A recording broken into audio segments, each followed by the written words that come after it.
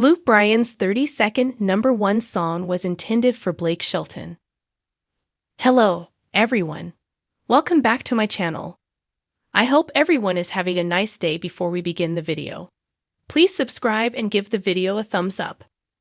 In an incredible feat, country star and American Idol judge Luke Bryan just scored his 30-second number one hit with Country Song Came On, which is also the name of his current concert tour.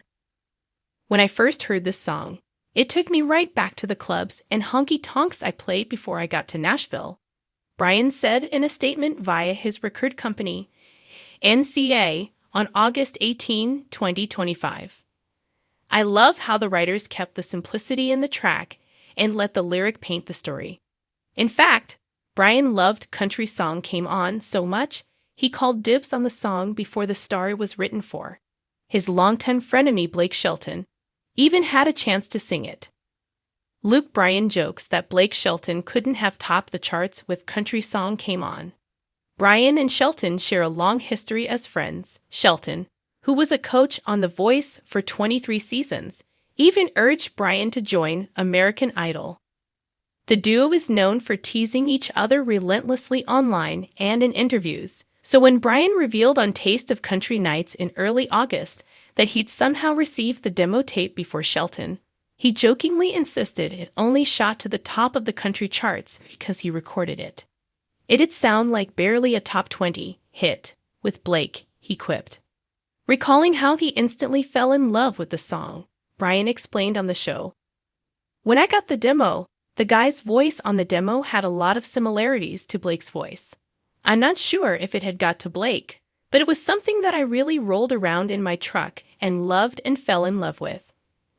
Luke Bryan describes why he instantly loved Country Song Came On. While chatting on Odyssey's Katie and Company on August 14, Bryan said the songwriters behind Country Song Came On, Ryan Beaver, Dan Alley, and Neil Medley, perfectly captured his experiences growing up in small-town Georgia. "I've spent so many nights in honky-tonks in Georgia, whether it was with my dad and some of his buddies, after work, after a long day in the field, swinging by the bar, having a beer," Bryan recalled. "And I played a lot of these famous honky-tonks in South Georgia. All these old oyster bars and all these little, we called them beer joints. I know that life, and when I heard this song, I love that imagery," Ryan continued. "I love that. A lot of my music is kind of driving right in your face, big walls of instruments, and this was more really scaled down, really simple, classic sounding. The songs, talking about, this guy just kind of shaking off a long day at work," Bryan added. The neon lights pulling in and everything, and the right country song came on, and that was the tipping point for it to turn into a late-night honky-tonk time. So we've all been there." Luke Bryan's number one hits. See the full list. Bryan's impressive 32 number one hits began with first chart-topping song, 2009's I Do. Think you know all Bryan's hits that have topped the country charts.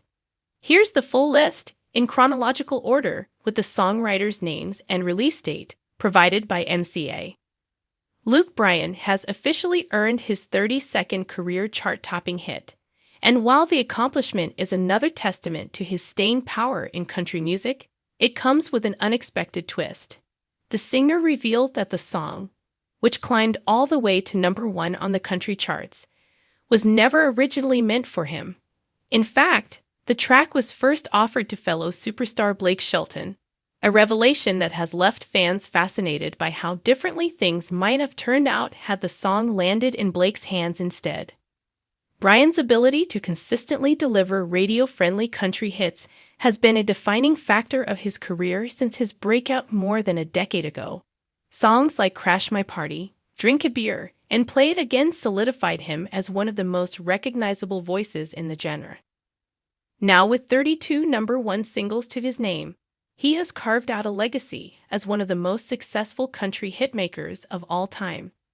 Yet the revelation about his latest number one song underscores just how unpredictable the music industry can be and how decisions behind the scenes shape the careers of even the biggest stars. According to industry insiders, The track had been circulating among Nashville's top songwriters and publishers before it found its way to Bryan's team. Initially, however, the song was pitched directly to Blake Shelton, who passed on recording it. Shelton himself is no stranger to hit singles, with a long list of chart toppers and a celebrated career that spans over 2 decades. Known for his charismatic personality as a coach on The Voice, as well as his smooth baritone delivery in songs like God Gave Me You and Honey Bee, Shelton has his own proven formula for success. For reasons that remain a mix of timing and personal preference, he opted not to record the song that would ultimately become Bryan's next big hit. When Bryan and his team were later presented with the opportunity, they immediately recognized the potential. His label executives reportedly felt the song fit perfectly within Bryan's catalog of feel-good anthems and heartfelt ballads. The decision to record it proved to be a winning move, as fans quickly embraced the track, sending it soaring up the charts.